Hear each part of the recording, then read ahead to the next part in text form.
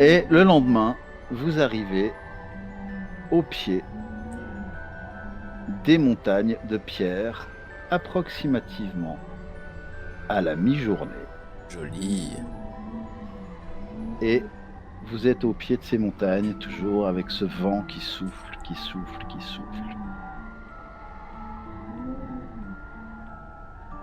Que faites-vous? Bon, Kuro, on y est déjà arrivé, en tout cas ces montagnes. Tu vois que je suis pensif et puis que je regarde le pic le plus haut. Et tu vois qu'effectivement, c'est trois pics séparés de quelques centaines de mètres les uns des autres, qui sont assez abrupts. Et celui du centre est non seulement plus haut que les deux autres, mais il est aussi plus large, plus épais. Tu m'as juste vu être captivé par ce que j'observais. Et puis je me retourne vers toi puis je te dis, je sais pas pourquoi Rokan, mais j'ai l'impression qu'on va être aidé pour notre ascension. Faut pas trop qu'on se fasse de soucis. C'est Faut vrai. juste qu'on avance prudemment avec courage. J'ai le pressentiment que ça va bien se passer. Ok. Alors, je vais suivre la détermination qu'il y a dans tes yeux. Alors sa détermination te fait chaud au cœur, mais pour toi c'est quand même pénible d'avancer dans ces conditions-là. Hein. Tu as l'impression que Kuro, lui, est plus à l'aise que toi pour marcher dans ce vent. Ouais.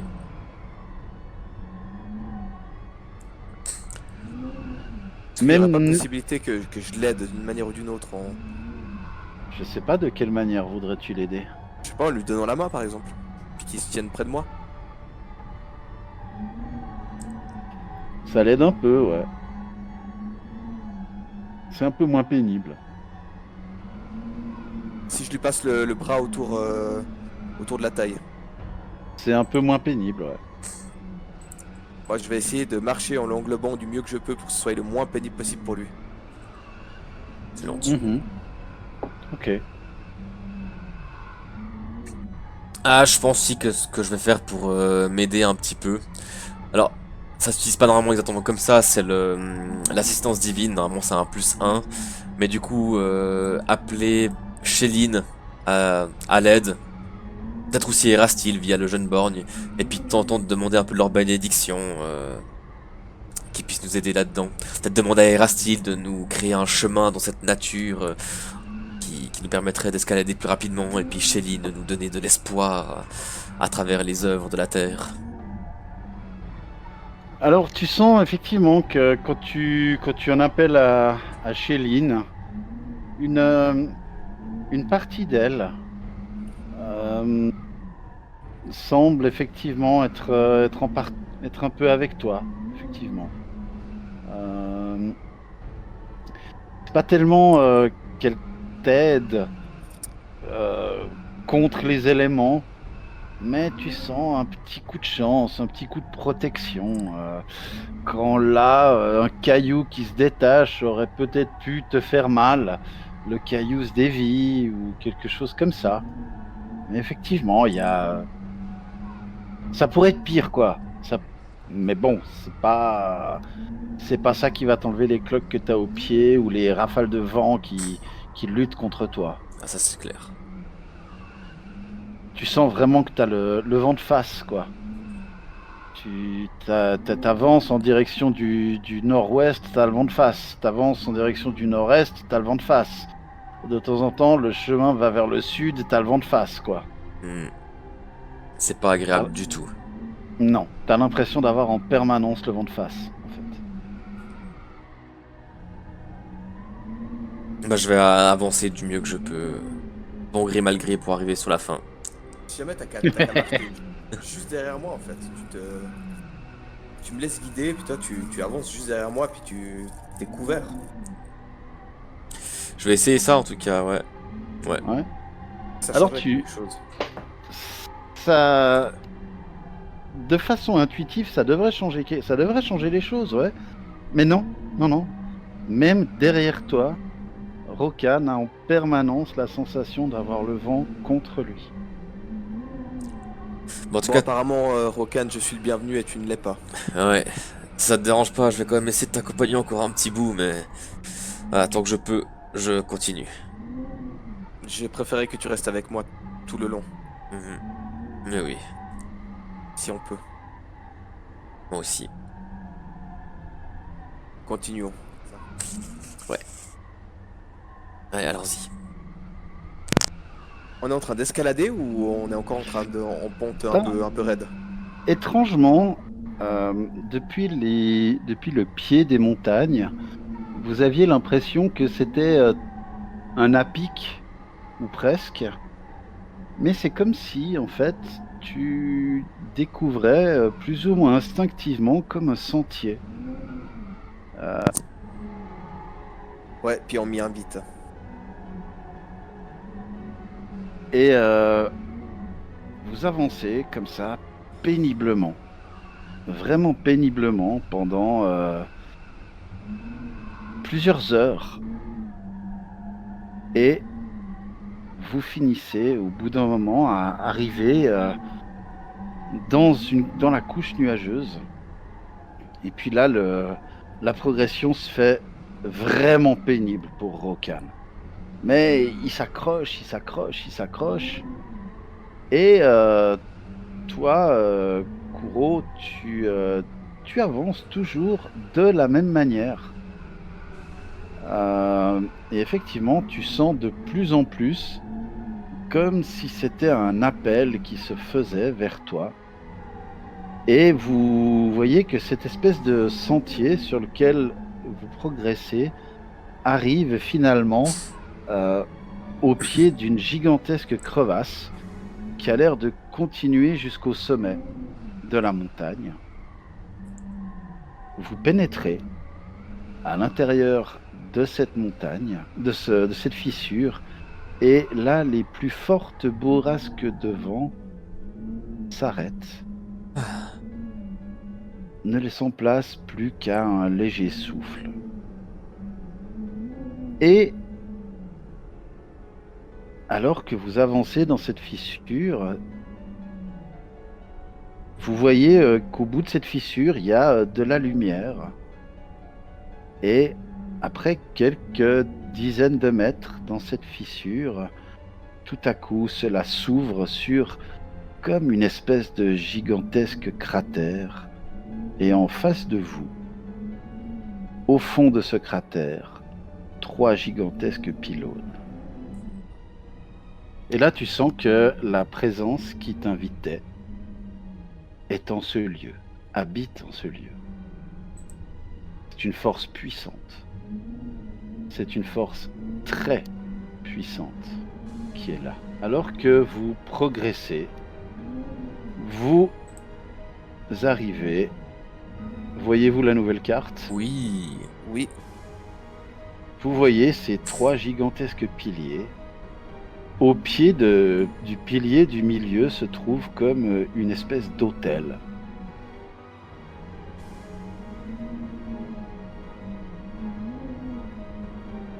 Et je regarde de loin en détail, si je reconnais un symbole, quelque chose. tu vois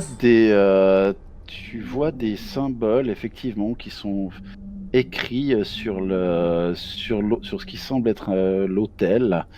Et ces symboles ont l'air d'être ça a l'air d'être écrit en Oran, En Oran. le langage des vents. Oh. Ouh, il me semble pas que je le parle celui-ci, ou bien les sylphes le parlent. Les sylphes le parlent. Alors c'est plus un langage parlé, il est rarement écrit, très rarement écrit, mais là, oui, il semble être écrit. Qu'est-ce que ça raconte? Alors là, t'es un peu loin pour le savoir. Tu vois que je soupire. Quoi, je pousse plutôt un grand souffle.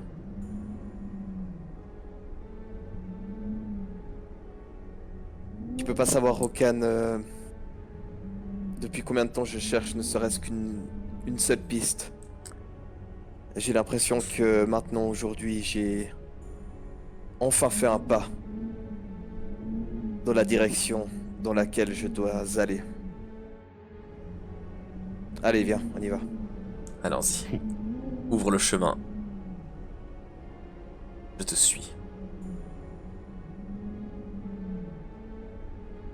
Et au fur et à mesure que tu t'approches, l'hôtel commence à luire d'une lueur un peu bleutée, une lumière un peu bleutée qui est assez forte en comparaison de laquelle ce qu'il y a autour semble être tombé dans la nuit. Alors pas autant que la nuit noire, hein, si on veut bien, mais c'est plus par contraste avec la source de lumière qui est assez forte que... Enfin, la source de lumière est suffisamment forte pour que par contraste, le reste de la scène vous semble un peu enténébré.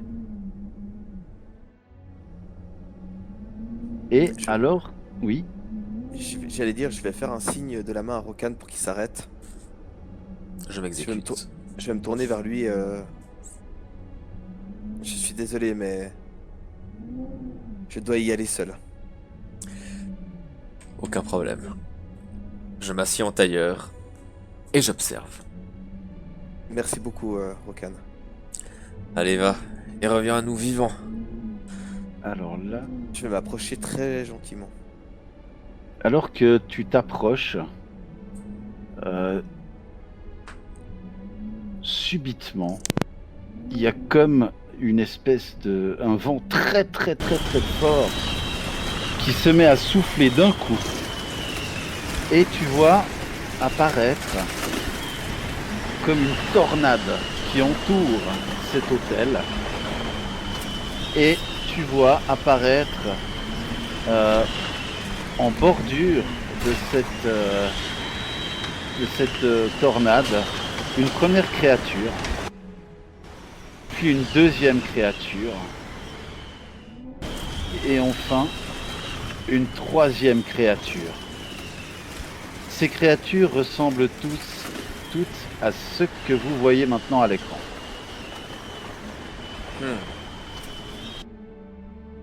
Et aussi subitement qu'elle est arrivée, la tempête s'arrête.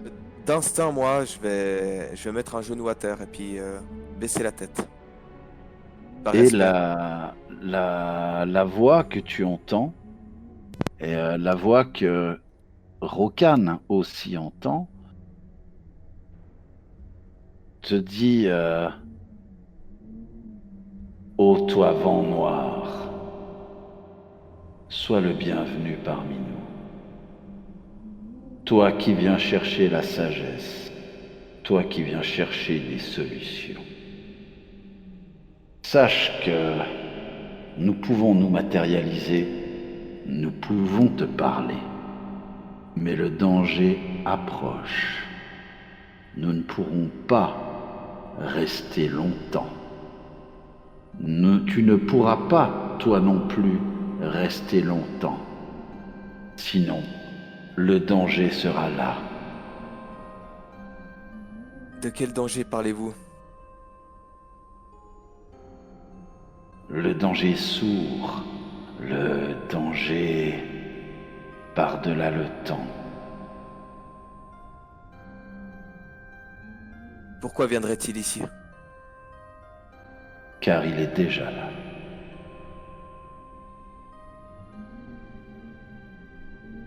Il t'accompagne. Et là, tu vois que d'une volute de vent, comme une volute de nuages qui se pointe en direction de Rokan, fait « Et il est là aussi avec lui. » Comment procède-t-il? Et Rokan, tu t'aperçois que tu comprends ce que dit l'élémentaire. Il s'exprime en commun. Ok.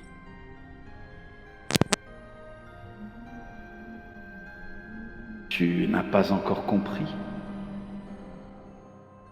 Je crois avoir compris. Dis-nous ce que tu as compris.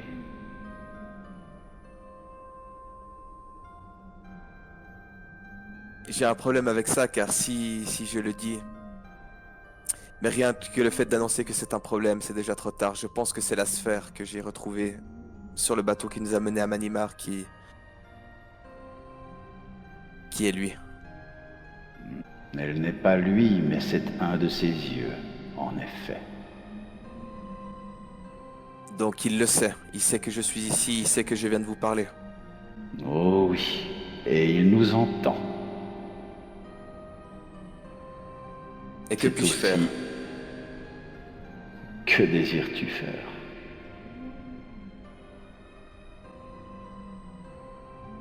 Je vais sortir la sphère. Et puis je vais la lancer en la faisant rouler en direction du trône. Je ne me suis pas présenté, je suis Kurokaze, mais je pense qu'au surnom que vous m'avez donné, vous avez deviné qui j'étais, vous savez pertinemment qui je suis. Mais j'ignore qui vous êtes. Eh bien, nous sommes les seigneurs de l'air. Avez-vous des informations par rapport à ma sœur? Et surtout, pouvez-vous les dire en présence de cet objet-ci? Oui, sans problème. Je peux te dire que vous, sylphes, être des enfants descendants d'humains et d'êtres élémentaires comme nous, comme les djinns, et bien d'autres encore. Et tous les sylphes sont tes frères et tes sœurs. Tu as des milliers, des myriades de sœurs et de frères, de par le monde et de par les plans, de par les mondes. Tu as senti un appel envers cette sylphe-là. Tu t'es dit, c'est ma sœur. Et oui, c'est ta sœur. C'est une de tes sœurs. Une parmi des myriades de sœurs et de frères. Mais ce n'est pas la sœur de sang que je recherche.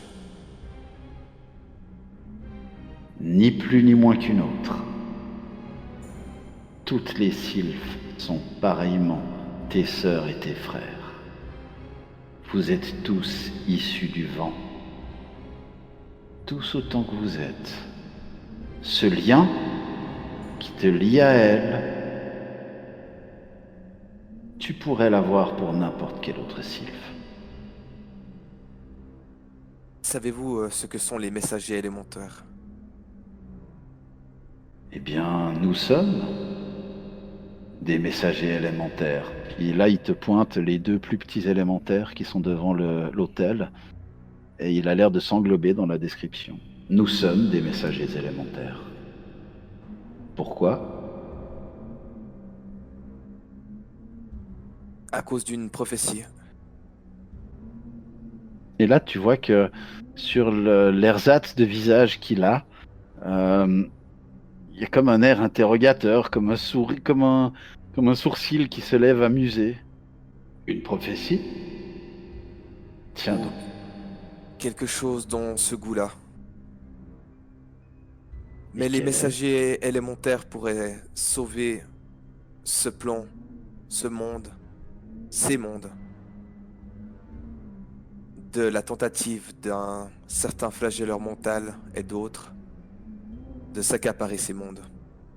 Et puis là, tu vois qu'il montre l'orbe que tu as fait glisser au sol, que tu as fait rouler au sol. Il te dit, celui-là, Celui-là et d'autres. oui, les forces des éléments pourraient effectivement lutter contre lui. Tout le monde peut lutter contre lui. Et ses séides, et ses supérieurs, car il n'est pas seul. Ils sont des dizaines. Ils forment une chaîne à travers le temps. Ils forment un filet à travers l'espace, autour de cette planète. Comment est-ce qu'on arrête ça? Il faut les tuer. Où est-ce qu'on les trouve? Bien, certains, et même la plupart, ont leurs abris dans des souterrains, dans l'ombre-terre. Comment y aller si nous ne sommes pas invités? Eh bien, il faut trouver des villes de l'ombre-terre, aller s'enquérir auprès de ses habitants, enfin de leurs habitants, de personnes qui auraient disparu, de gens qui réapparaîtraient lobotomisés ou que sais-je encore, enfin tous les signes habituels de la présence de ces êtres maléfiques. Certains de nos frères de l'ombre-terre nous ont porté des mélodies, nous ont soufflé des mélodies chantant les méfaits que ces êtres commettent.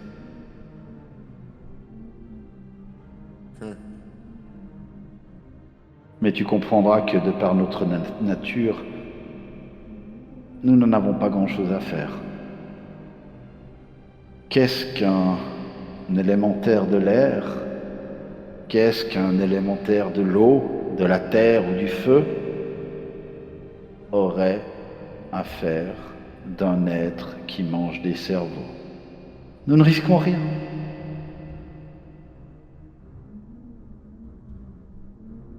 Nous avons de l'affection pour toi, Vent Noir, car tu es, quelque part, un peu des nôtres. Celui-là, et il montre Rokan, celui-là, nous n'avons contre lui aucune haine, aucune rancœur, mais aucun amour non plus. On m'a dit que je pourrais trouver les chroniques de ma famille ici. Était-ce une allégorie ou véritablement les chroniques de ma famille? Qui te l'a dit? C'était un certain baron sur un certain bateau. Un baron. Baron Un duc, un roi, un empereur.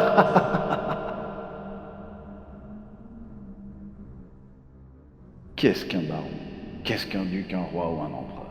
Que c'est-il? Alors expliquez-moi. Eh bien, il y a effectivement des légendes qui courent Golarion, qui disent que la famille des Sylphes se trouve ici, car ici est mon trône. Et comme tous les élémentaires les plus anciens, je suis le père d'une longue lignée. Donc oui, ma mémoire étant ici quand je m'y trouve, les chroniques de ta famille se trouvent ici quand je m'y trouve. Je vais faire un sourire. Hein. Vous seriez mêlé à moi quelque part dans le temps? Eh bien, j'ai souvenir d'une époque il y a très longtemps, d'une belle humaine aux traits graciles qui aimait danser nue dans le vent, qui y trouvait une extase. Un jour, elle se mit à danser dans la caresse des brises que je lui envoyais, car elle avait enjolé mon cœur, comme ensorcelé. Je ressentais un plaisir intense à sentir la caresse de son corps contre la caresse de mes brises. Et elle dansa, me caressant, et je continuais à souffler, la caressant.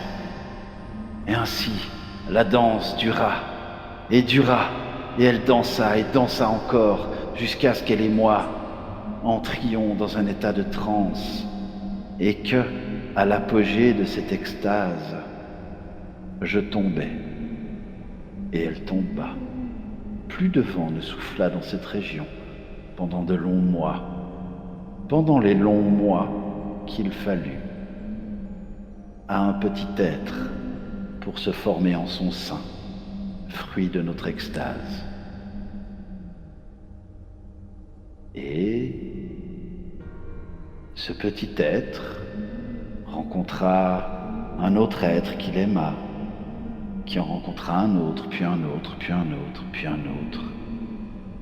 Et bien des siècles plus tard, te voici, fruit de cette lignée. Donc oui, je suis un peu en toi.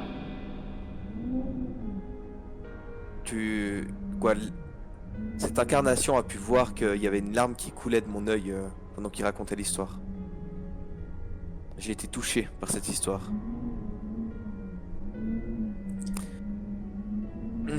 Maintenant que je suis là, qu'est-ce que je peux faire? Pourquoi m'avoir amené ici? Parce que tu n'es pas libre. Celui-là, et il montre Rokan, n'est pas libre. Et nous, les vents, sommes libres. Nous sommes des êtres farouches. S'il est ton ami, il doit lui aussi être farouche et être libre. Nous voulons que vous soyez libres. Et comment on brise ces chaînes? Il n'y a pas de libération sans sacrifice. Il y a un sacrifice à faire. Les brises, les vents et les tempêtes nous ont porté des histoires et des récits. Un de ces récits est celui d'un autre de tes amis, lui aussi prisonnier, prisonnier entre la vie et la mort, prisonnier dans le temps.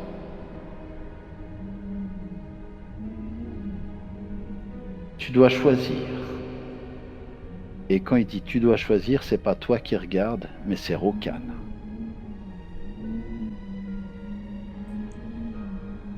Et là, Rokan, tu sens comme un regard perçant qui te traverse. Tu dois choisir pour le sacrifice. Toi, vent noir, tu dois aussi sacrifier une partie de toi. Le sacrifice pour toi sera moins grand. Quoique. Et qu'est-ce qu'on y gagne?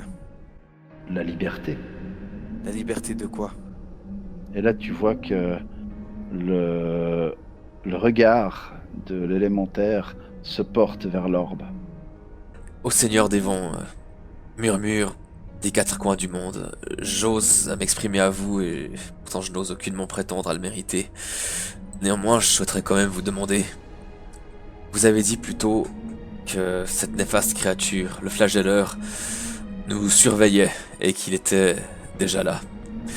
Oui. Vous avez mentionné la sphère, puis vous m'avez désigné moi. Pourquoi? Oui. Je ne comprends pas. Est-ce l'âme qui m'accompagne? Est-ce ma propre âme? Ton âme est pure. Mais réfléchis à ce que je viens de dire. L'ami de celui-ci, l'ami du vent noir, est pris entre la vie et la mort. Il n'est pas mort. Il n'est pas mort. Mais où est-ce qu'on peut le retrouver alors? Comment peut-on le retrouver? Eh bien, nous pouvons le porter jusqu'ici. Mais il ne sera... Maintenant. Mais il ne sera pas seul. Et pour qu'il reparte d'ici, il faudra un sacrifice. Je vais me tourner vers Rokan. Tu vois que je suis choqué, hein, Rokan. Ah bah tu vois que Rokan est d'autant plus choqué. Rokan il regarde le sol, il croit comprendre ce que ça veut dire. Et il hésite, il sait pas quoi dire, il sait pas quoi faire. Moi j'ai les larmes qui coulent parce que les deux options me font soit trop de bien, soit trop de mal. S- Excusez-moi, sous quelle forme reviendrait-il ici? Et accompagné par quelle entité? Il viendra accompagné de l'entité qui l'a mis dans cet état. Le Alia? C'est bien elle. Comment se fait-elle qu'elle soit avec lui? Et là, vous voyez qu'il désigne à nouveau l'orbe. Et celui-ci peut prendre possession de l'esprit de bien des êtres. Il l'a fait. Il a utilisé cette personne pour vous emprisonner. C'était lui depuis le début. C'était lui, depuis le début. Oh! Mais pas seulement là, il montre l'orbe. Pas seulement dans ton ami, mais aussi là. Et tu vois, la rocane, qu'il y a une espèce de membre fait de vent et de nuages qui vient t'entourer, qui vient en fait enlever le jeune borgne d'autour, enfin le manteau fait du jeune borgne qui est autour de toi. Et tu t'aperçois que ce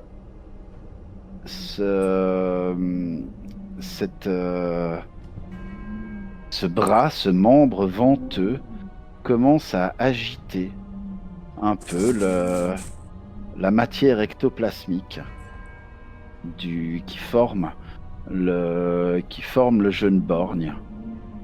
Et tu vois que ça commence vraiment à changer de forme, que ça commence à s'allonger, que ça n'est plus la même couleur, que c'est une couleur qui devient violacée, sombre, avec certaines extrémités crochues, avec de longs appendices qui émanent d'une tête molle et allongée. Et dans cette forme ectoplasmique apparaît une forme Oni de tous ceux qui la connaissent. Oh, il était là tout le long. C'est pour ça qu'il était proche, c'était le fantôme en fait, il est venu à toi, il t'a mené vers nous. Je vais regarder Kuro et juste dire... Je suis vraiment désolé. Je n'en savais rien du tout. Je te regarde pas, je regarde Absterion avec les yeux pleins de rage, je te pose juste une main sur l'épaule, je te tapote pour dire c'est pas toi, c'est lui, tu sais. Est-ce qu'il nous écoute? Et est-ce qu'il nous voit en cet instant? Il nous voit, il nous écoute, et il vient. Ça tombe bien. Je me saisis de mes dagues et puis je commence à faire des tournis avec les bras. Tu ne pourras pas le vaincre. Pas maintenant. Tu es encore trop faible. Que faire alors s'il vient? Fuir. Il faut qu'on fuit, Kuro. Mais vous devez vous libérer d'abord. Libère-nous. Oui. Je le peux. Mais ça ne sera pas sans conséquence. Les conséquences seront gravissimes pour l'un comme pour l'autre. Eh bien, Toi, vent noir, tu perdras une partie de toi. Quant à toi, jeune chat, nous pouvons t'offrir un cadeau. Un cadeau qui te libérera de la tristesse, te libérera de l'emprise de ce maléfice. Mais Alors... tu ne seras plus de ce monde, tu seras de notre monde.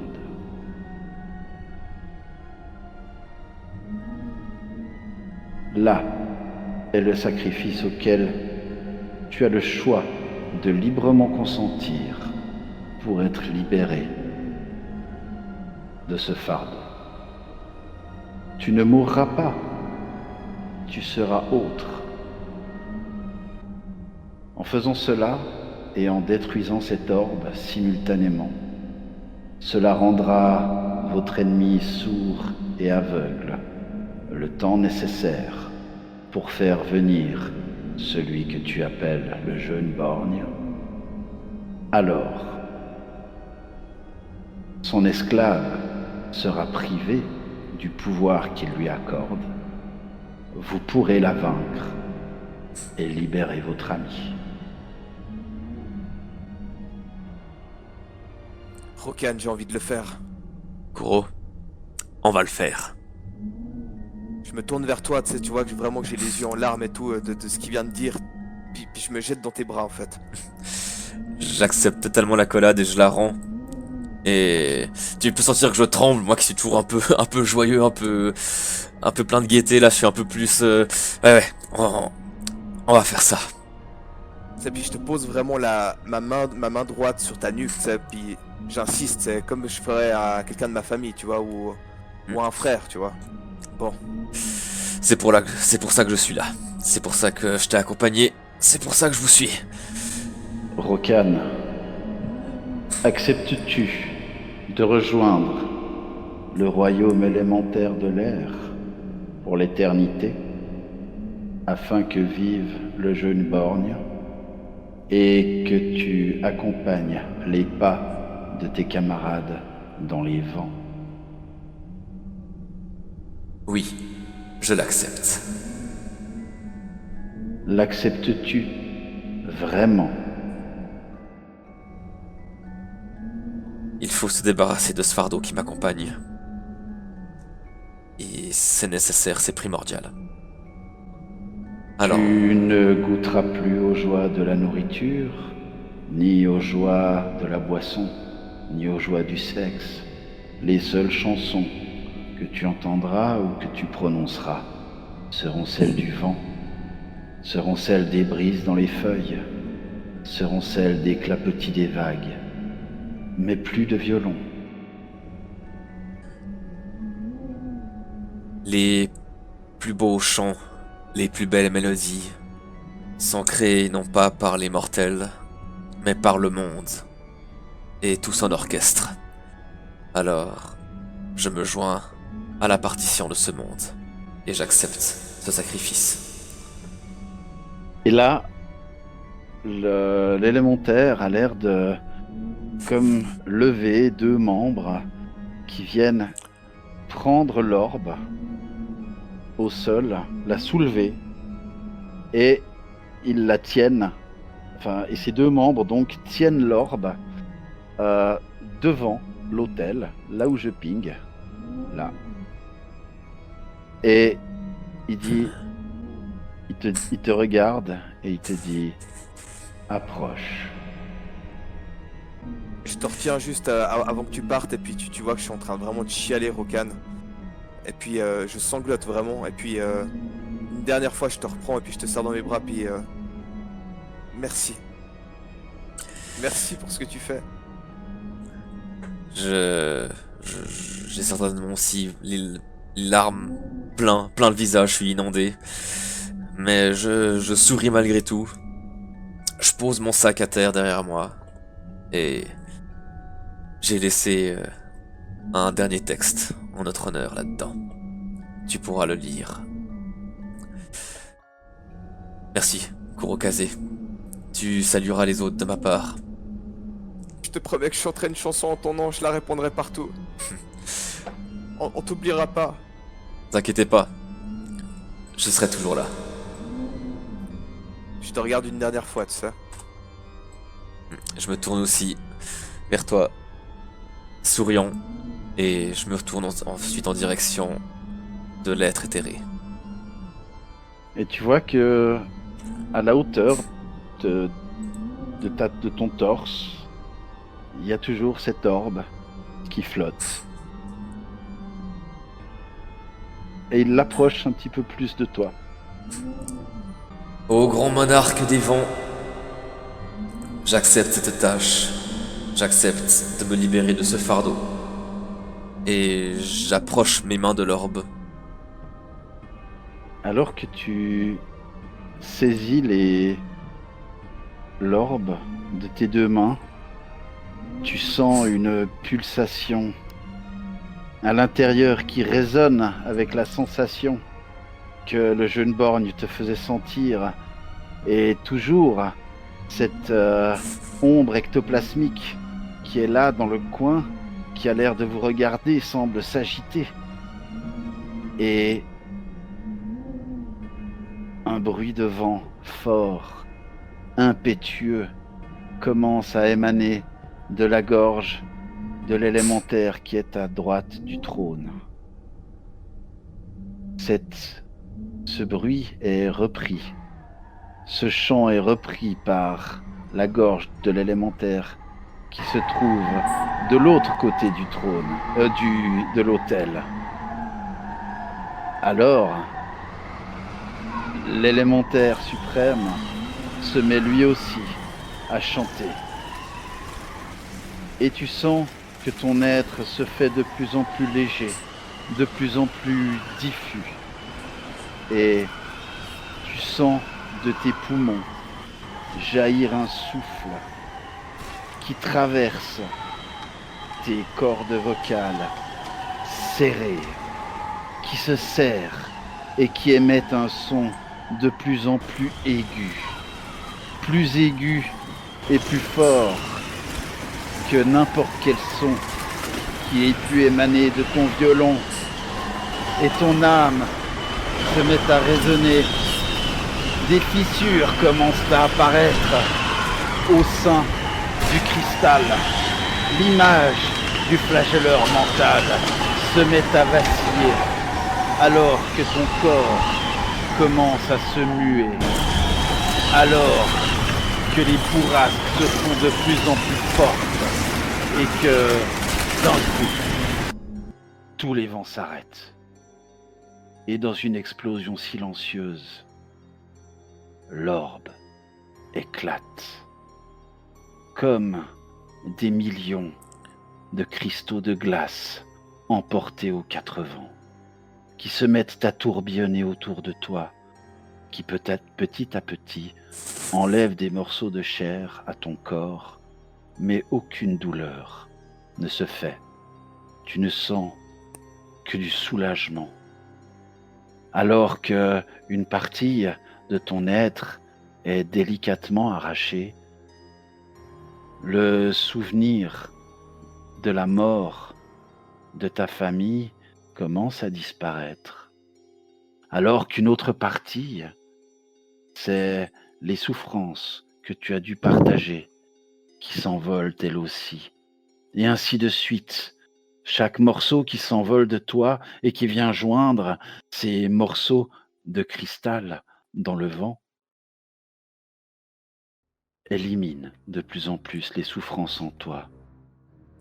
Et c'est dans une extase que tu n'as jamais connue que tu vois que ton corps n'est plus, que tu n'es plus que bourrasque, tu n'es plus que vent. Tu vois ton ami Kuro au pied du trône et tu comprends maintenant quelle est sa nature. Tu comprends que ta nature est à présent bien plus élémentaire que la sienne. Et Kuro, tu vois qu'il n'y a plus que 3 élémentaires devant,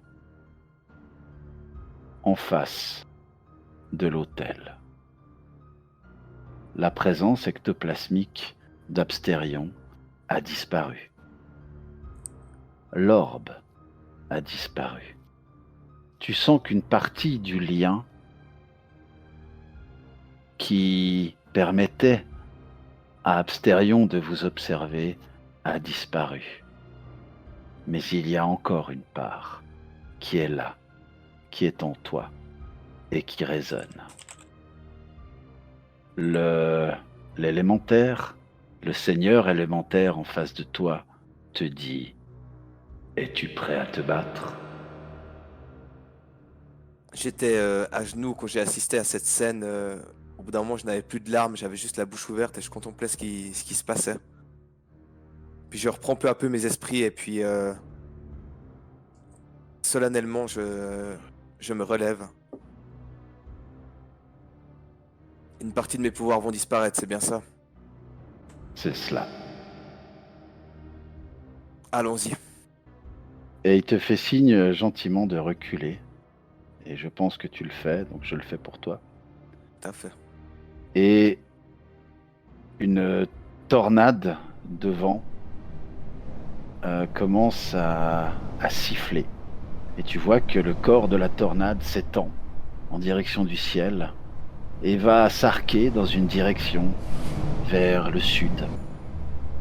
Et tu vois que cette tornade se fait de plus en plus forte, de plus en plus puissante. Et c'est comme s'il y avait un renflement le long de cette tornade qui arrive brutalement au pied de la tornade. La tornade, gentiment, se dissipe.